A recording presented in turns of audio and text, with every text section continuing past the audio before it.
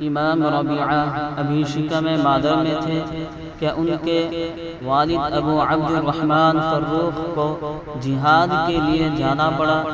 چلتے وقت انہوں نے اپنی اہلیہ کو 30,000 اشرفیاں دی اور کہا کہ انہیں احتیاط سے رکھو، اگر میں جہاد سے زندہ سلامت واپس آ گیا تو اس سے کاروبار کروں گا، اگر میری غیر موجودگی میں تمہیں کوئی ضرورت پڑ جائے تو تم اس رقم سے جتنی چاہے خرچ کر سکتی ہو، اور میرے جانے کے بعد اللہ تمہیں لڑکا یا لڑکی دے تو اس کی پرورش اچھے طریقے سے کرنا۔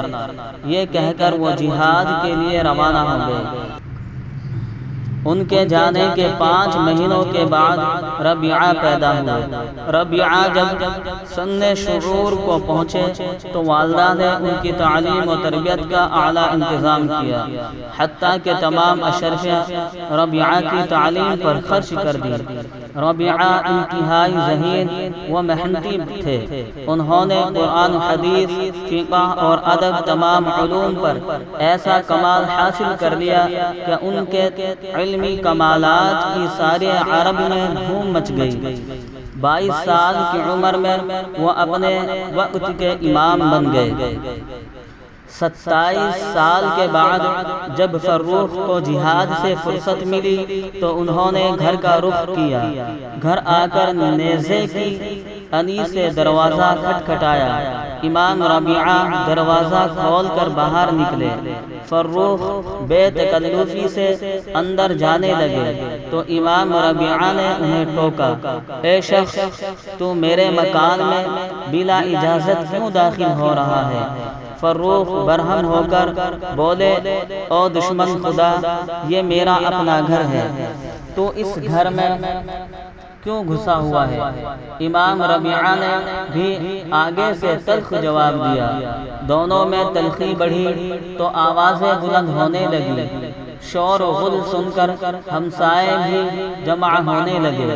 اب فروخ اپنے تعارف کرواتے ہیں، میرا نام عبد الرحمن فروخ ہے اور میں 27 سال سے جہاد میں مشغول تھا، آج آیا ہوں تو کوئی مجھے پہچانتا ہی نہیں۔ فروخ کی آواز سن کر ان کی بیوی نے کواڑوں کے پیچھے سے جھانکا تو شوہر کو پہچان گئی۔ امام ربیعہ اور فروخ دونوں کو اندر بلا بھیجا اور پھر امام ربیعہ کو بتایا کہ یہ تمہارے والد ہیں۔ ساتھ ہی فروخ سے کہا کہ یہ نوجوان آپ کا بیٹا ہے، آپ کے جانے کے چند ماہ بعد پیدا ہوا تھا۔ اب دونوں باپ بیٹا مل کر خوب روئے۔ کھانا کھانے اور آرام کے بعد فروخ نے بیوی سے اپنی 29,000 اشرفیوں کا پوچھا۔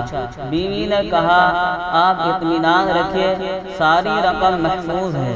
اتنے میں نماز کا وقت ہو گیا۔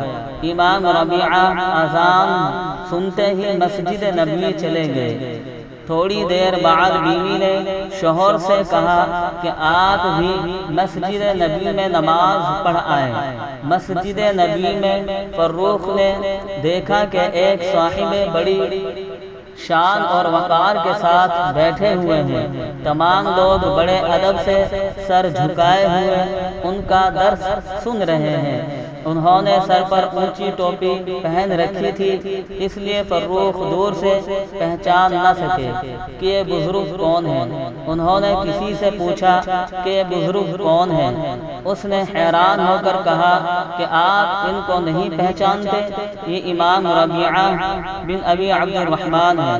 فروخ کو یہ سن کر اتنی مسرت ہوئی کہ ان کی آنکھوں سے خوشی کے آنسو چھلک پڑے۔ انہوں نے اللہ کا لاکھ لاکھ شکر ادا کیا جس نے ان کے بیٹے کا درجہ اس حد تک بلند کیا۔ گھر آ کر اپنی بیوی کو بتایا کہ آج میں نے اپنے بیٹے کی جو عزت اور شان دیکھی ہے، اس سے پہلے کسی بڑے سے بڑے آدمی کی نہیں دیکھی تھی۔ بیوی نے کہا کہ آپ کو بیٹے کی عظمت و شان پسند ہے یا اپنی 30,000 اشر کیا؟ فروخ نے کہا کہ خدا کی قسم 30,000 اشر کیا اس مرتبے اور شان کے مقابلے میں کوئی حیثیت نہیں رکھتی۔ بیوی نے کہا کہ پھر سن لیں کہ میں نے تمام رقم اس کی تعلیم پر خرچ کر دی۔ امام ربیعہ کا شمار ائمہ تابعین میں ہوتا ہے۔ علم و فضل میں ان کا مقام اتنا بلند تھا کہ امام مالک، امام سفیان ثوری، امام اوزاعی اور کئی دوسرے ائمہ وقت امام ربیعہ ہی کے شاگرد تھے، لیکن ان کے اس بلند مقام کے پیچھے حقیقتاً ان کی والدہ کا کردار نظر آتا ہے۔